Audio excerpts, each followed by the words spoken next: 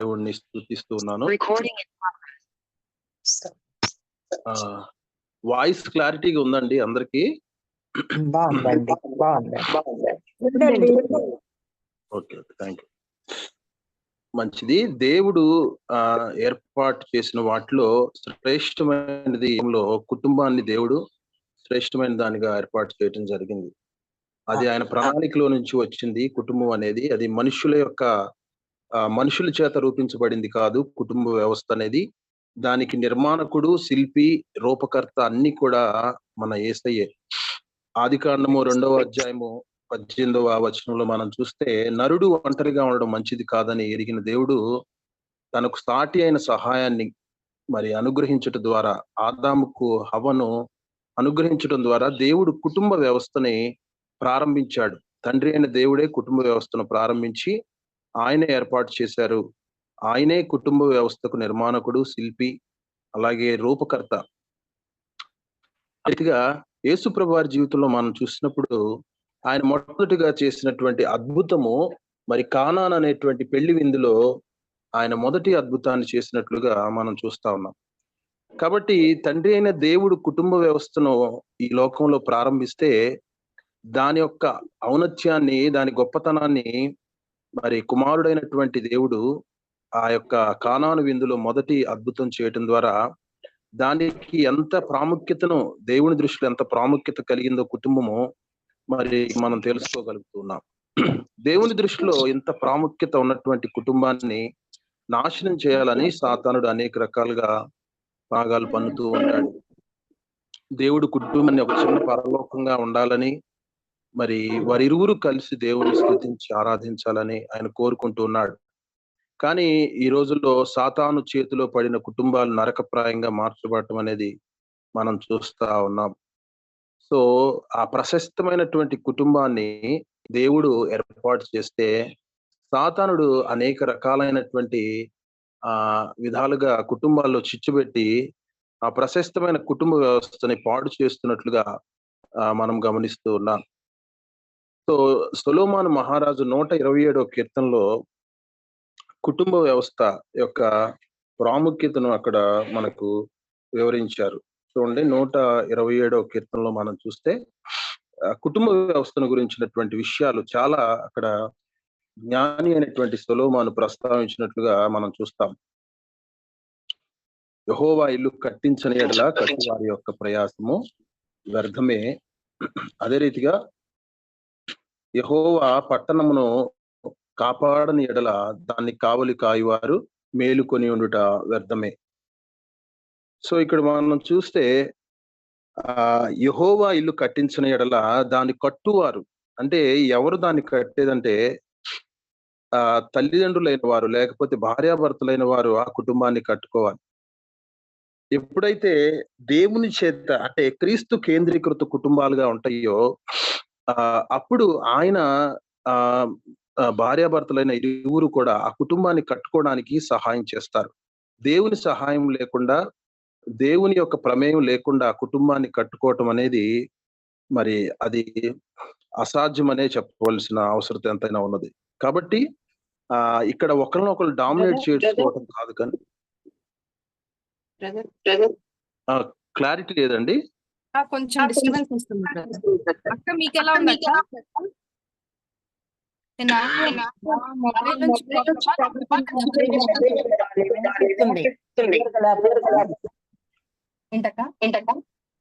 Clear గా లేకపోయినా వినిపిస్తుంది బానే. అంటే నాది వాయిస్ బాగాలేదు యాక్చువల్ గా. ఓకే ఓకే, ఇప్పుడు పర్లేదండి. Okay, thank you. సో కుటుంబ వ్యవస్థని దేవుడు ఏర్పాటు చేసింది ఎందుకంటే ఆ కుటుంబంలో దేవుని ప్రమేయం ఉండాలి. ఆ కుటుంబాన్ని దేవుడి సహాయంతో ఆ కుటుంబం అంతా కలిసి కట్టుకుంటే ఆ కుటుంబం అనేది కట్టబడుతుంది. యెహోవా ఇల్లు కట్టించని యెడల దాని కట్టువారి ప్రయాసం వ్యర్థమే. దేవుడు లేకుండా ఆ కుటుంబాన్ని వృద్ధి చేసుకోవటం కానీ, ఆ కుటుంబం కట్టబడటం అనేది అసాధ్యం అనేటువంటి విషయాన్ని మనము గమనించాలి. కాబట్టి తల్లిదండ్రులు అయిన వారు ఒకరినొకరు డామినేట్ చేసుకోవటం కాదు, కానీ వారిరువురు కలిసి ఒకరొకరు మరి అన్ని విషయాల్లో వాళ్ళు సమాలోచన చేసి నిర్ణయాలు తీసుకోవటం ద్వారా ఆ కుటుంబ వ్యవస్థను చక్కగా కట్టుకోవచ్చు.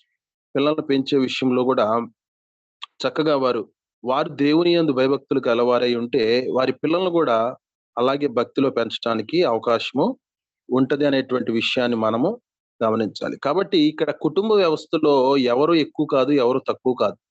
చాలా కుటుంబాల్లో మరి మేల్ డామినేషన్ అనేది మనం గమనిస్తా ఉంటాం. కానీ దేవుడు మరి మరి ఒక స్త్రీ, పురుషుడు 2 కలిస్తేనే దేవుని యొక్క సంపూర్ణమైన వ్యక్తిత్వం అనేది మనకి కనపడుతుంది. కాబట్టి ఇక్కడ ఎవరు ఎక్కువ తక్కువ కాదు గానీ వారిరువురు కలిసి మరి దేవుణ్ణి ఆధారం చేసుకొని దేవుని పైన ఆధారపడి ఆ కుటుంబాన్ని కట్టుకోగలిగితే కుటుంబంలో నిజంగా శాంతి, సమాధానం అనేది నెలకొల్పబడుతుంది. కాబట్టి మరి కొంతమంది చెప్పేదేంటంటే డాక్టర్స్ అయిన వారు ఎవరైతే మరి ఎక్కువ డామినేషన్ ఉంటుందో ఇంట్లో, ఒకవేళ తల్లిదైతే ఎక్కువ డామినేషన్, పిల్లలకు కూడా తల్లి లక్షణాలే వస్తాయి అనేటువంటి విషయాన్ని వారు ప్రస్తావిస్తూ ఉన్నారు. నేను చదివినప్పుడు చాలా ఆశ్చర్యపోయాను. అంటే డామినేషన్ అనేది ఎవరి మధ్యలో ఉండకూడదు.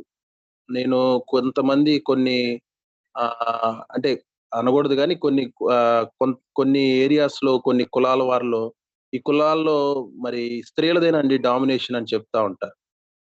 కాబట్టి అట్లా డామినేట్ చేయబడటానికి ఒకళ్ళ చేత మరి మనకి సహధర్మచారిని ఇవ్వలేదు, లేకపోతే మనకి భర్తని ఇవ్వలేదు. కానీ ఇరువురు కలిసి కుటుంబాన్ని కట్టుకోవడానికే ఇచ్చారు. మరి ఇద్దరు కలిస్తేనే ఆ కుటుంబం అనేది కట్టబడుతుంది అనే విషయాన్ని మనం గమనించవలసిన వారమై ఉన్నాం. కాబట్టి మనం ఎక్కడో పుట్టి 2 విభిన్నమైనటువంటి వ్యక్తిత్వాలు కలిగిన వారు వివాహ బంధం ద్వారా ఒకటి చేయబడినప్పుడు వారిరువురు కొన్ని విషయాల్లో ఒకరినొకరు అర్థం చేసుకోవాల్సిన అవసరత ఉంటది.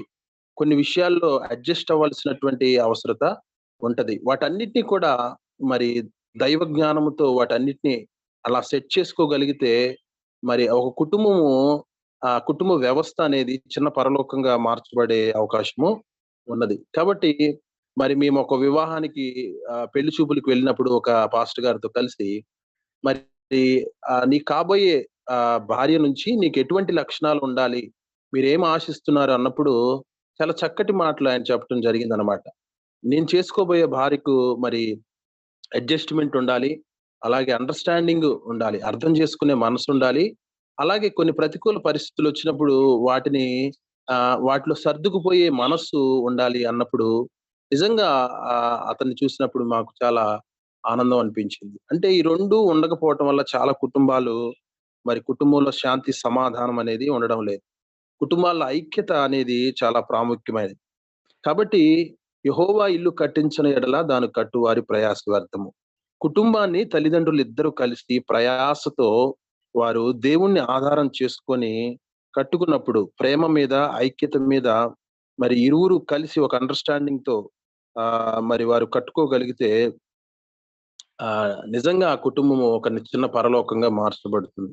కాబట్టి ఇద్దరి మధ్య ఐక్యత అనేది చాలా ప్రాముఖ్యమైనది. భార్యాభర్తలు ఇద్దరి మధ్య ఐక్యత ఉండాలి. అందుకని వాక్యం ఏం సెలవిస్తా ఉందంటే, ఐక్యత కాపాడుకొనుట యందు శ్రద్ధ కలిగిన వారిగా ఉండండి. సాతానుడు కొన్ని రకాలైనటువంటి పొరపచ్చాలు తీసుకొని వచ్చి, కొన్ని రకాలైన అసమానతలు భార్యాభర్తల మధ్యలోనికి తీసుకొని వస్తాడు. లేనిపోయిన అనుమానాలను వారి హృదయాల్లో చొప్పించడానికి ప్రయత్నం చేస్తాడు. ఆ సమయాల్లో మనము ఆహ్, ఆహ్, తొందరపడి నిర్ణయాలు తీసుకొని ఒకరి మీద ఒకరు అరుసుకోకుండా, ఇరువురం కలిసి కూర్చొని చక్కగా మాట్లాడుకుంటే, షేర్ చేసుకునే మనసు కలిగి ఉంటే తప్పకుండా ఆ కుటుంబాల్లో శాంతి, సమాధానము ఉంటది. ఎందుకంటే ఆ కుటుంబంలో ఐక్యత ఉన్నది కాబట్టి, శాంతి, సమాధానం అనేది ఆ కుటుంబాల్లో మరి ఏలుబడి చేసేటువంటి అవకాశం ఉంది. రెండోదిగా చూస్తే యెహోవా పట్టణమును కాపాడిన యెడల దాన్ని కావలి కాయువారు మేలుకొని ఉండుట వ్యర్థమే. అంటే పట్టణము అంటే ఏంటంటే అనేక కుటుంబాల యొక్క సమాహారమే, అంటే సమూహమే అనేక కుటుంబాలను కలిపి ఒక పట్టణము అంటారు. కాబట్టి ఇక్కడ ఏమంటాడంటే దేవుడు యెహోవా పట్టణమును కాపాడని ఎడల దాన్ని కావలి కాయువారు మేలుకొని ఉండుట వ్యర్థమే. అంటే దీని అర్థం ఏంటంటే ఒక కుటుంబ వ్యవస్థ బాగుంటే ఆ పట్టణం బాగుంటుంది, సమాజము బాగుంటుంది.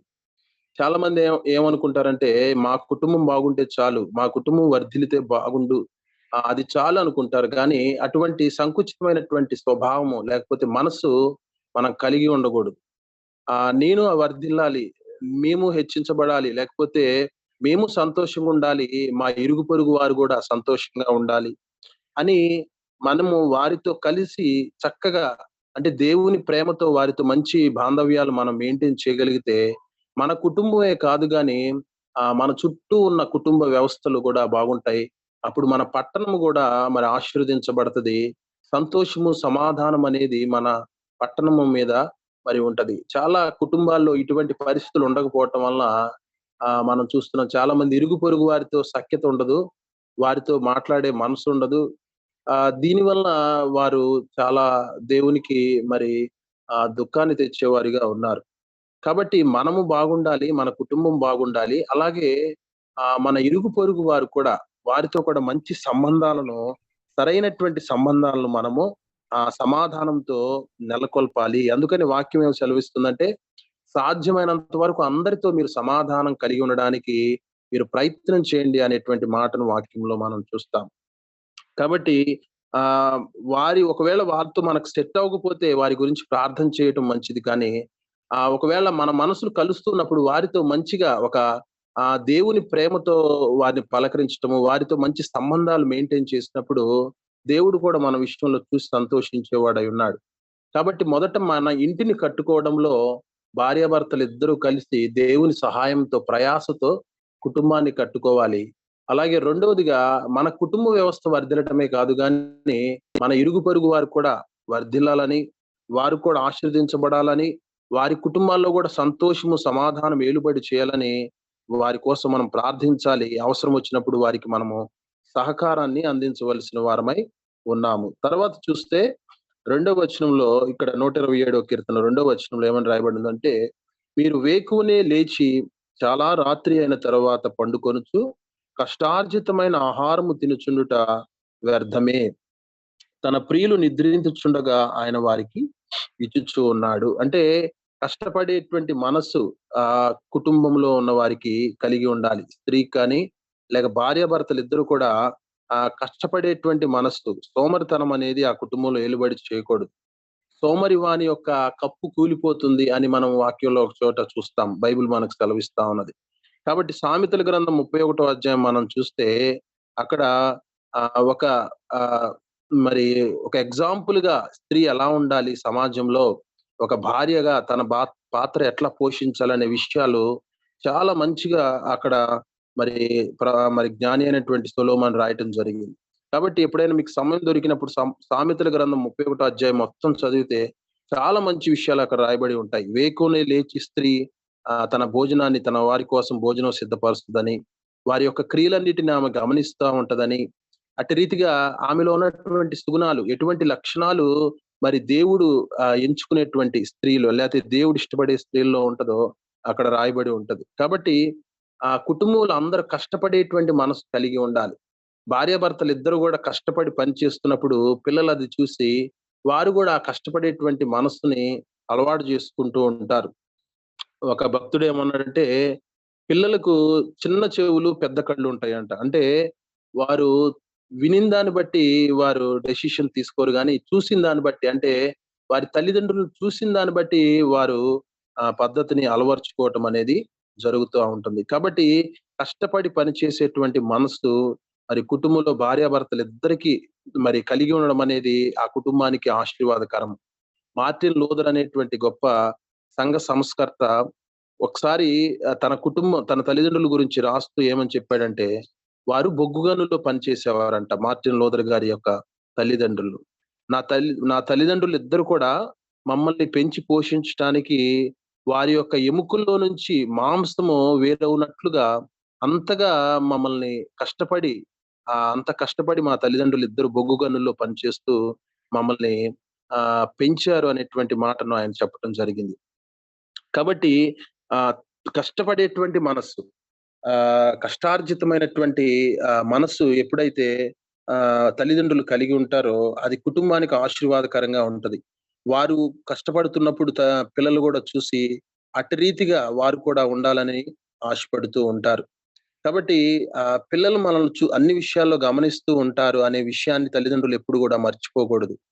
ఒక భక్తుడు ఏమన్నాడంటే, పిల్లలు వారు ఎన్నో టెక్స్ట్ బుక్స్ చదువుకుంటారు ఒక వయసొచ్చిన తర్వాత. కానీ వాళ్ళు చదివే మొట్టమొదటి టెక్స్ట్ బుక్ ఏంటంటే వారి తల్లిదండ్రులనే వారు చదువుతారు. అంటే వారెలా ఉన్నారు? వారి తల్లిదండ్రుల మధ్య సమాధానం ఉందా?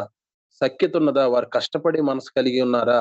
లేకపోతే వారు ఎలాంటి సమాజంలో వారికి ఎలాంటి పేరున్నది? ఇవన్నీ కూడా పిల్లలైన వారు గమనిస్తూ ఉంటారు.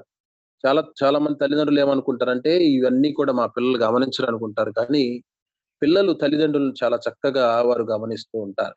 వారికి మనం ఏమి నేర్పిస్తామో, మనము ఏది పాటిస్తూ వారికి నేర్పిస్తామో వాటన్నిటిని గూడా వారు నేర్చుకుంటారు.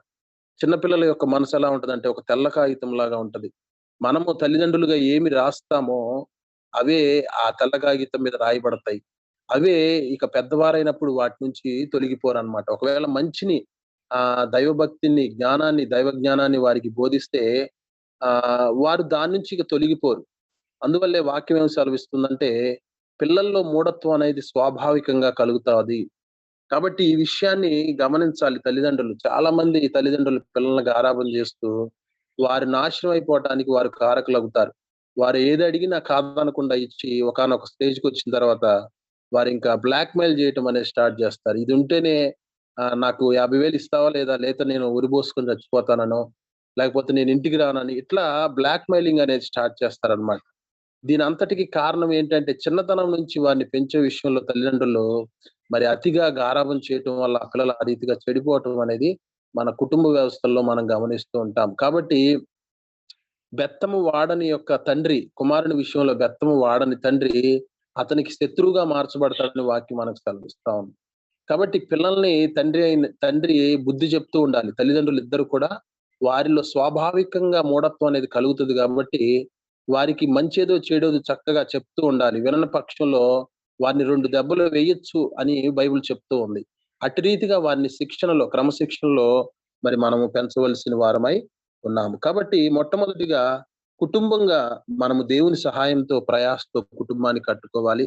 అలాగే మన ఇరుగు పొరుగు ఉన్న వారితో మనం మంచి సంబంధాలను వారితో మరి మెయింటైన్ చేయవలసిన వారమై ఉన్నాం. అలాగే కష్టపడేటువంటి మనస్సు, మూడవదిగా కష్టపడే మనసు ఇంట్లో ఉన్న వారందరూ కూడా అలవాటు చేసుకోవటం అనేది దేవుని యొక్క చిత్తము కుటుంబం పక్షంగా ఆహ్, ఆయన ఏర్పాటై ఉన్నది. నాలుగవదిగా చూస్తే చూడండి ఇక్కడ 3వ వచనంలో, కుమారులు యెహోవా అనుగ్రహించు స్వాస్థ్యము, గర్భఫలము ఆయన ఇచ్చు బహుమానము.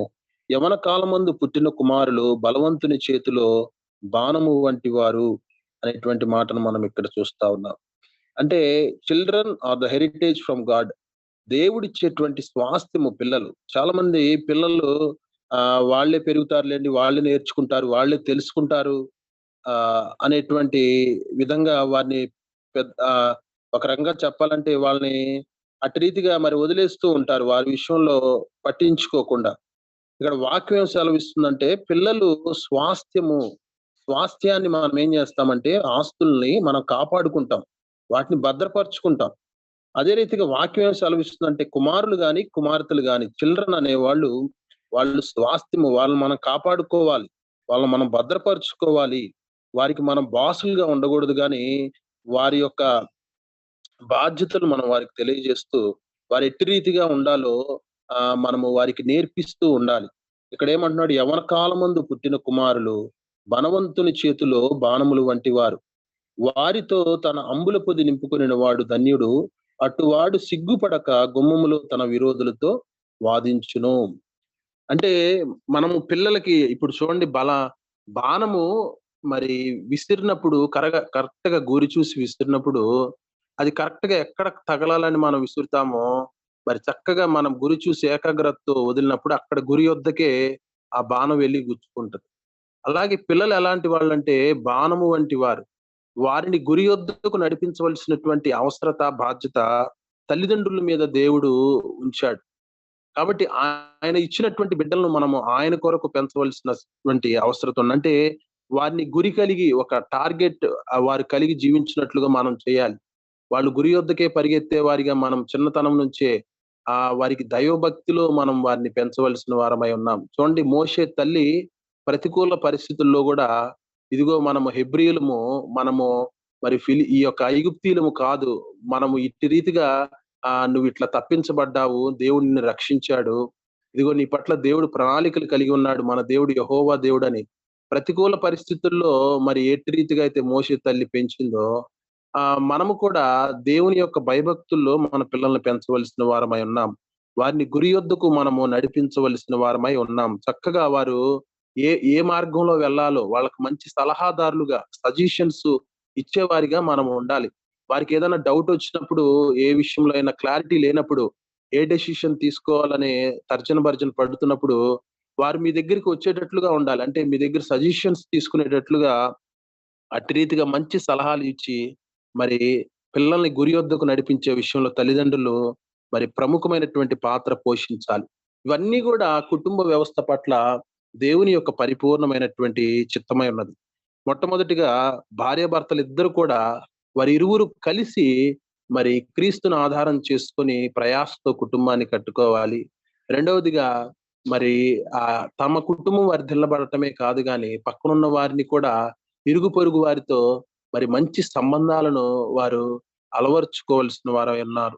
మూడవదిగా కష్టపడేటువంటి మనస్సు ఆ కుటుంబంలో ఉన్న వారికి, తల్లిదండ్రులైన వారికి, అలాగే దాని ద్వారా బిడ్డలకు కూడా ఆ యొక్క మంచి లక్షణాలు వారు కూడా తల్లిదండ్రులు చూసినప్పుడు అలవర్చుకుంటారు. నాలుగవదిగా బిడ్డలను దేవుడు మనకిచ్చాడు. ఎందుకోసం ఇచ్చాడంటే వారికి మనం సలహాలు ఇవ్వడానికి, వారిని గురి యొద్దకు మనము నడిపించడానికి. అంటే బలవంతుని చేతిలో బాణం వలె తయారు చేయాల్సినటువంటి బాధ్యత తల్లిదండ్రులైనటువంటి వారికి దేవుడు అనుగ్రహించాడు. వారి పైన మనల్ని బాసులుగా దేవుడు నియమించలేదు కానీ మరి ఒక గార్డెనర్ గా, అంటే వారిని పెంచి పోషించి చక్కగా వారికి విద్యాబుద్ధులు నేర్పించి మనుషుల దయలో దేవుని దయలో ఎదుగునట్లుగా వారిని పెంచవలసినటువంటి ఆ యొక్క బాధ్యతను దేవుడు మనకి అప్పగించినట్లుగా మనం చూస్తా ఉన్నాం. కాబట్టి ఎప్పుడైతే భార్యాభర్తల మధ్య మంచి సఖ్యత, లేకపోతే మంచి ఐక్యత, ప్రేమ, అన్ని విషయాలు షేర్ చేసుకునేటువంటి మనస్సు ఉంటుందో అప్పుడు ఆ కుటుంబము వర్ధిల్లబడుతుంది. వాక్యంలో కూడా మనం చూస్తే ఏ కుటుంబాల్లో అయితే ఈ యొక్క ఐక్యత, ప్రేమ, అలాగే భార్యాభర్తలు ఇద్దరు కూర్చొని షేర్ చేసుకునేటువంటి మనస్సున్నదో ఆ కుటుంబాలు మాత్రమే వర్ధిల్లాయి. చూడండి, ఆదికాండము 23వ అధ్యాయంలో మనం చూస్తే అక్కడ శారా యొక్క వయసు అనేది ప్రస్తావించబడుతూ ఉంది. ఆదికాండము 23వ అధ్యాయంలో మనం చూస్తే మొదటి వచనంలో శారా జీవించిన కాలము అనగా శారా బ్రతికిన ఏండ్లు 127. బైబిల్ గ్రంథంలో మనం చూస్తే ఏ స్త్రీ యొక్క మరి వయసు కూడా చెప్పబడలేదు కానీ ఒక్క శారా వయసు మాత్రమే దేవుడు, మరి పరిశుద్ధాత్మ దేవుడు మరి బైబిల్ గ్రంథంలో రాయడానికి ఆయన అనుమతి ఇచ్చాడు. ఆ యొక్క ఆధిక్యత లేకపోతే ఆ ధన్యత ఎవ్వరికీ లేదు, ఒక్క శారాకు మాత్రమే దేవుడు. ఆమె ఎంతకాలం బ్రతికిందో ఆ వయస్సు రాయటానికి దేవుడు అంటే అనుమతించినట్లుగా మనం చూస్తా ఉన్నాం.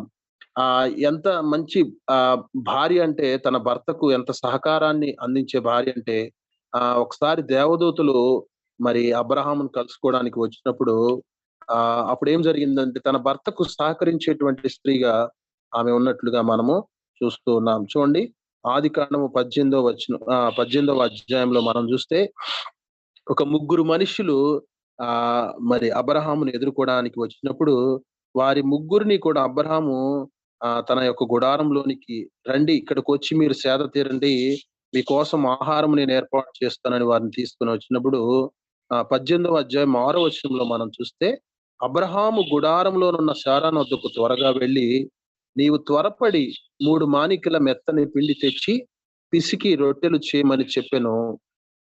వెంటనే అట్టి రీతిగా ఆమె చేసినట్లుగా మనం చూస్తాం.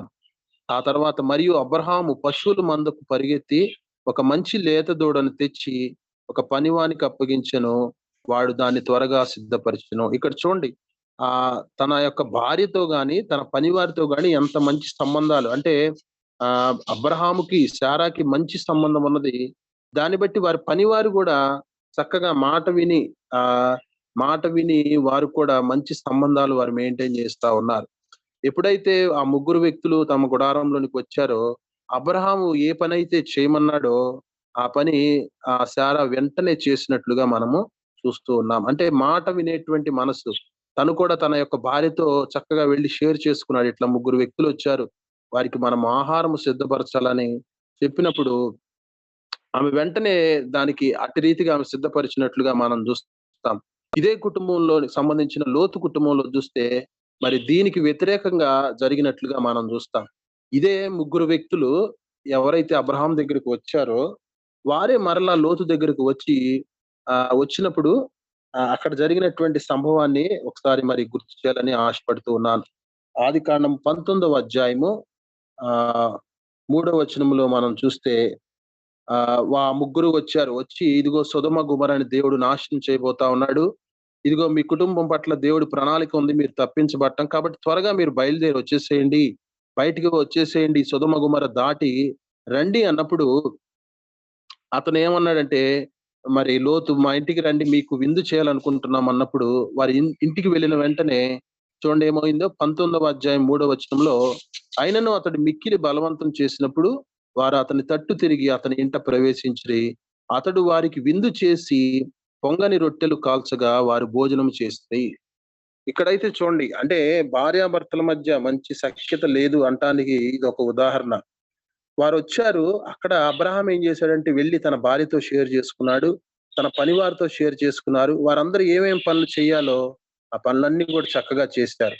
అంటే ఆ కుటుంబంలో, అబ్రహాం కుటుంబంలో ఐక్యత ఉంది, ప్రేమ ఉన్నది, షేర్ చేసుకునేటువంటి మనస్సు ఉన్నది. ఇక్కడ లోతు కుటుంబంలో మనం చూస్తే ఆ ముగ్గురు వ్యక్తులే లోతు ఇంటికి వచ్చారు, కానీ లోతు మాత్రమే అతడు వారికి విందు చేసి పొంగని రొట్టెలను కాల్చగా, మరి ఈస్టర్న్ కంట్రీస్ లో ఉన్నటువంటి ఒక అలవాటు ఏంటంటే అక్కడ జనరల్ గా ఈ భోజన కార్యక్రమాలని, భోజనాలు సిద్ధపరిచే పనంతా కూడా స్త్రీలు చూస్తారు. కానీ ఇక్కడ రివర్స్ లో మరి లోతే వారికి రొట్టెలను కాల్చి వారికి భోజనం సిద్ధపరిచినట్లుగా వాక్యం మనకు సెలవిస్తా ఉన్నది. అంటే తన భార్యతో సరైనటువంటి సంబంధాలు లోతుకు లేవు. లోతు మాత్రమే భోజనాన్ని సిద్ధపరిచాడు. మరి తన భార్య ఎక్కడున్నదో ఏంటో మరి ఎవరికీ తెలియదు అన్నమాట. అంటే ఆ కుటుంబంలో ఐక్యత లేదు, ప్రేమ లేదు అంటానికి ఇది ఒక ఉదాహరణ.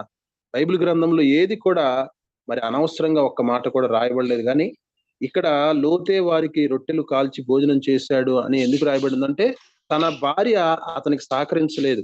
ఒకవేళ ఆమెకు చెప్పిన ఆమె ఆ మాట వినలేదేమో మనకు తెలియదు, కానీ అది రాయబడలేదు. కానీ ఇక్కడ అబ్రహాము చెప్పిన వెంటనే శారా లోబడింది. కానీ ఇక్కడ తనే వచ్చిన వారికి అందరికీ తానే కష్టపడి మరి మగ వ్యక్తి చేసినట్లుగా ఇక్కడ మనకు వాక్యం సెలవిస్తుంది. తర్వాత ముందు మనం చదివితే లోతు భార్య వెనుదిరిగి చూడవద్దంటే మరి ఆమె వెనుదిరిగి చూసింది. అంటే ఆమె లోబడే మనసు లేదు, ఆ దేవదూతలకి లోబడలేదు, తన భర్తకు కూడా లోబడే మనసు ఆమెకి లేదు. దానివల్ల తన కుటుంబాన్ని మొత్తాన్ని నాశనం చేసుకుంది, తను నాశనం అయిపోయింది. తన యొక్క పిల్లలను పెంచే విషయంలో కూడా తను ఫెయిల్ అయిపోయింది, తన కుమార్తెలను. దానివల్ల వారు తమ తండ్రితోనే పాపం చేసి భ్రష్టత్వానికి వారు అప్పగించబడ్డారు అని వాక్యం మనకు సెలవిస్తా ఉన్నది. కాబట్టి భర్తకు విధేయత చూపించడంలో, భర్తకు మరి చక్కగా లోబడటంలో, ఒకరికి ఒక్కరు ఇద్దరు కలిసి చక్కగా కుటుంబాన్ని నడిపించుకోవటంలో ఒక ఉదాహరణగా అబ్రహాం కుటుంబం ఉంటే, మరి లోతు కుటుంబం దానికి వ్యతిరేకంగా ఉన్నది. అంటే మాట వినని భార్య, ఆ మాట వినని కుమార్తెలు, మరి తను కూడా మరి లోకానికి సాదృశ్యంగా ఉన్నటువంటి సొదొమ గొమొర్రాని ఇష్టపడి మరి అక్కడికి వెళ్ళిపోవటము, దేవుని ఆజ్ఞను అతిక్రమించటము, ఆ అబ్రహాము దగ్గర ఉన్నప్పటికీ అబ్రహాము భక్తిని అలవాటు చేసుకోలేకపోవటము ఆ కుటుంబానికి ఒక శాపంగా మార్చబడింది. ఆ కుటుంబంలో మెయిన్ ఇద్దరికి సత్సంబంధాలు, భార్యాభర్తలు ఇద్దరికి, లోతుకి అతని భార్యకి సత్సంబంధాలు లేకపోవటం వల్ల వారి ఇరువురు కూడా మరి వారి కుటుంబం అంతా నాశనం అయిపోయినట్లుగా మనం చూస్తా ఉన్నాం. అబ్రహాము కుటుంబం ఏమో ఆశీర్వదించబడింది, విశ్వాసులకు తండ్రిగా అబ్రహాము, తల్లిగా మరి శారా మార్చబడింది. మరి వీరేమో లోతు భార్య, లోతు కుటుంబం అంతా కూడా మరి ఒక కుటుంబం ఎట్లా ఉండకూడదు అనే దానికి ఉదాహరణగా ఉన్నారు.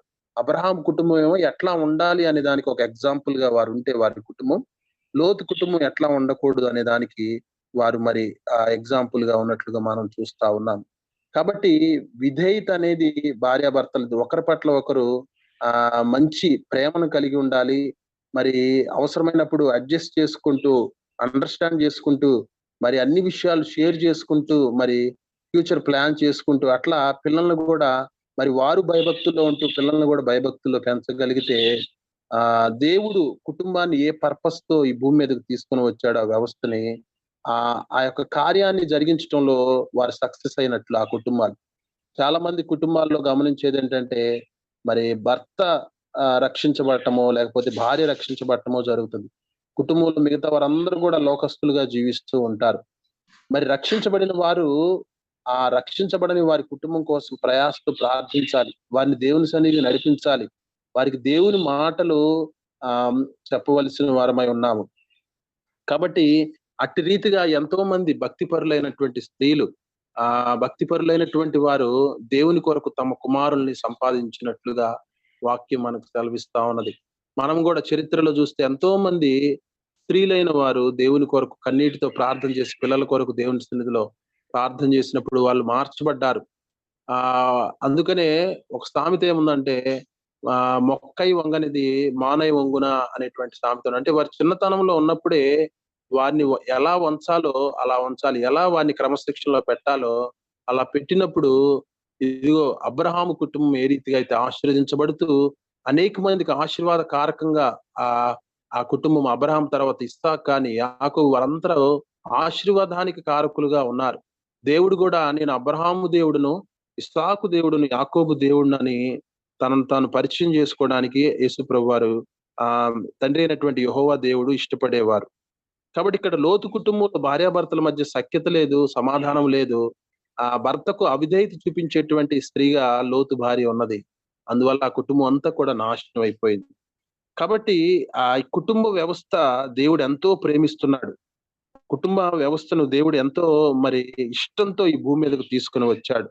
కాబట్టి యేసు ప్రభు వారి యొక్క ఇష్టాన్ని నెరవేర్చడంలో, లేకపోతే తండ్రి చిత్తాన్ని నెరవేర్చడంలో కుటుంబం ఎప్పుడైతే సక్సెస్ అవుతుందో, ఎప్పుడైతే భార్యాభర్తలు ఇద్దరు కలిసి మరి నిర్ణయాలు తీసుకోవటము, లేకపోతే వారి ఇరువురు కలిసి కుటుంబాన్ని నిర్మించుకుంటారో, క్రీస్తు కేంద్రీకృత కుటుంబంగా కుటుంబాలు ఉంటాయో, అప్పుడే నిజమైనటువంటి ఆశీర్వాదము, శాంతి, సమాధానము ఆ కుటుంబాలు ఏలుబడి చేస్తుంది. కాబట్టి మనందరి కుటుంబాలు కూడా మరి అబ్రహాము కుటుంబాలుగా ఆశీర్వదించబడుతూ ఆశీర్వాద కారకంగా మన కుటుంబాలు ఉండునట్లుగా దేవుడు తన యొక్క కృపకు మనల్ని పాత్రులుగా చేయనుగాక. ఆమేన్. ప్రార్థన చేద్దాం. ప్రేమ నమ్మకం కలిగిన మా పరలోక తండ్రి, నీ పాదాలకు స్తుతులు, స్తోత్రాలు, వందనాలు చెల్లిస్తా ఉన్నాం. మరి మీరెంతో నాయన ప్రేమతో మీ యొక్క గొప్ప వాత్సల్యము నాయన మా ఎడలు చూపించి ఒక కుటుంబ వ్యవస్థను నాయన ఈ భూమి మీదకి మీరు తీసుకుని వచ్చారు. దానికి నిర్మాణం, శిల్పి, రూపకర్త మీరు అయి ఉన్నారు తండ్రి నాయన.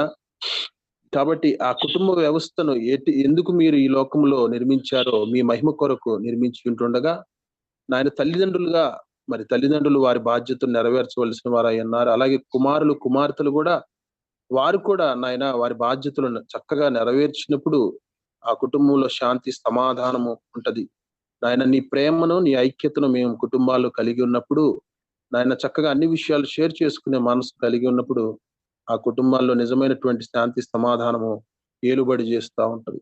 ప్రభు అటువంటి కృప మా కుటుంబాలకు దయచేయండి. అబ్రహాము కుటుంబం ఎలాగైతే ఆయన అబ్రహాము, శారా ఇరువురు కూడా నాయన ప్రభు నాయన వారు సఖ్యత కలిగినటువంటి వారుగా, ఐక్యత కలిగిన వారుగా, ప్రేమ కలిగిన వారిగా ఉండడం వల్ల వారి నెక్స్ట్ జనరేషన్ కూడా మరి వాటిని వారి పరిచయం చేయటం ద్వారా వారి కుమారులు, కుమార్తెలు, వాళ్ళ మనవళ్ళు, మనవరాలు అందరూ కూడా ఆశీర్వదించబడిన కుటుంబాలుగా వాక్యము రాయబడి ఉన్నది. మరి లోతు కుటుంబం అయితే దానికి వ్యతిరేకంగా నాయన వారు ప్రభు నీ చిత్తానికి వ్యతిరేకంగా జీవించడం ద్వారా, కుటుంబంలో సఖ్యత లేకపోవటం ద్వారా ఆ కుటుంబం అంతా కూడా నశించిపోయినట్లుగా వాక్యం మాకు సెలవిస్తా ఉన్నది. అట్టి రీతిగా మేము ఉండకుండా అబ్రహాము కుటుంబం వలె మా కుటుంబాలన్నీ వర్ధిల్లునట్లుగా మీ కృపా, సమాధానము ఆయన మీ యొక్క సహాయమును మాకందరికీ అనుగ్రహించమని, మా కుటుంబాలకు అనుగ్రహించమని యేసయ్య ఉన్నతమైన నామములో అడిగి వేడుకుని ప్రార్థిస్తున్నాం తండ్రి. ఆమేన్. ఆమేన్. పరలోకమందు